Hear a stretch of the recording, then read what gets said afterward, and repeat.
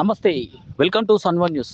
జయశంకర్ భూపాలపల్లి జిల్లా కేంద్రంలో సింగరేణి సంస్థకు చెందిన కమ్యూనిటీ హాల్ను జిల్లా కోర్టుకు కేటాయించాలంటూ న్యాయవాదుల విధులను బహిష్కరించి కోర్టు ముందు నిరసన తెలిపారు.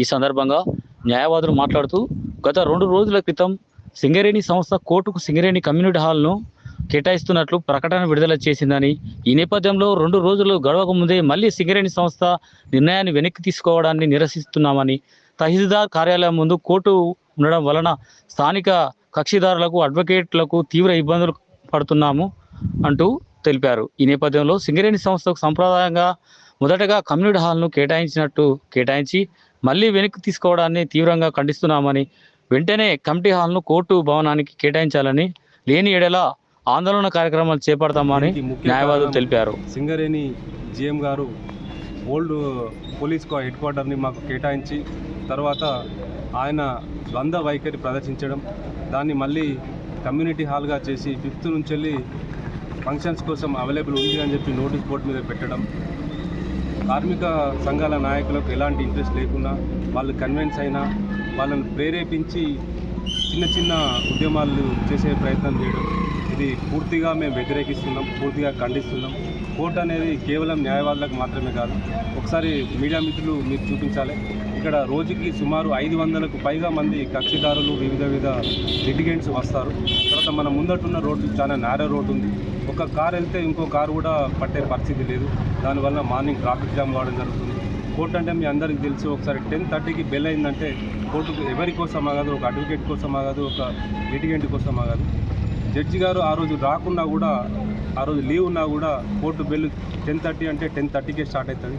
అట్లాంటి టైంలో ఒకసారి కారు ఇక్కడ ఇరకపోతే కక్షిదారులు కావచ్చు, అడ్వకేట్లు కావచ్చు, మిగతా వ్యక్తులు కావచ్చు చాలా ఇబ్బంది పడుతున్నారు. తర్వాత ఇక్కడ ఈ కోర్టు బిల్డింగ్లో లేడీస్కి టాయిలెట్ సౌకర్యం కూడా లేదు. వాళ్ళు మార్నింగ్ 10-10:30కు కోర్టుకు వస్తే సాయంత్రం 4-5 దాకా వాళ్ళు టాయిలెట్కి వెళ్ళే సౌకర్యం కూడా లేదు. నరకయాతన అనుభవిస్తున్నారు. ఇవన్నీ చూసుకుంటూ ఇవన్నీ జరుగుతూ ఉన్నప్పుడు మేము పలుమార్లు రిప్రజెంటేషన్ చేసి తర్వాత ఏదో మొక్కుబడిగా తలూపి ప్రొసీడింగ్స్ అన్ని మా చేతిలో పెట్టి ఆయన వెనుక తరపున ఈ సంఘాల నాయకులను ప్రేరేపించడం, ఇది పూర్తిగా ఒక నీతి మాలిన చర్యగా భావిస్తూ ఇలాంటి ద్వంద్వ వైఖరి వలన అడ్వకేట్లకు కానీ కక్షిదారులకు కానీ తీవ్ర నష్టం జరుగుతుంది. ఒకవేళ మాకు ఈ కమ్యూనిటీ బంగ్లాన్ని కేటాయించకపోతే ఈ ఉద్యమాన్ని ఎంతటి తీవ్రతరం చేయడానికైనా మా న్యాయవాదులందరం వెనుకాడబోము.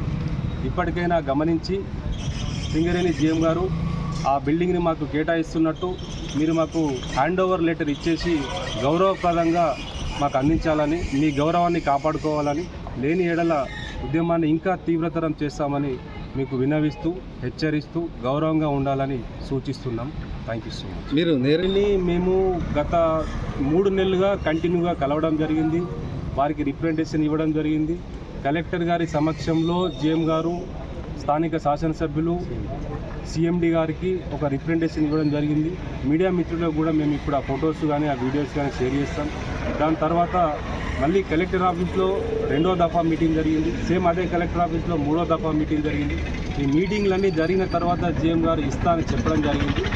దాని తర్వాత ఆయన విధులేని పక్షంలో కలెక్టర్ గారు, సిఎండి గారు వారు చెప్పిన తర్వాత ఇస్తా అని చెప్పడం జరిగింది. దాని తర్వాత మళ్ళీ ఆయన లోపల ఉన్న కుటిల బుద్ధిని ప్రదర్శించి ఆయన ద్వారా కాకుండా మా సోదరులు సింగరేణి కార్మిక యాజమాన్యాలు, సంఘాల ద్వారా మళ్ళీ ప్రేరేపించే ప్రయత్నం చేస్తూ ఉన్నారు. మాకు తెలిసిన సమాచారం ప్రకారం మా సింగరేణి కార్మిక సోదరులు దీనికి ఎలాంటి అబ్జెక్షన్ చెప్పడం లేదు. కేవలం జీఎం గారు మాత్రమే దీనికి అబ్జెక్షన్ చెప్తున్నారు. కాబట్టి జీఎం గారికి సూచిస్తున్నాం, హెచ్చరిస్తున్నాం, కోరుతున్నాం. వారు మాకు ఓల్డ్ హెడ్ క్వార్టర్ బిల్డింగ్ని మాకు అప్పచెప్పి వారి గౌరవాన్ని వారు రెట్టింపు చేసుకోవాలని వారికి సూచిస్తున్నాం.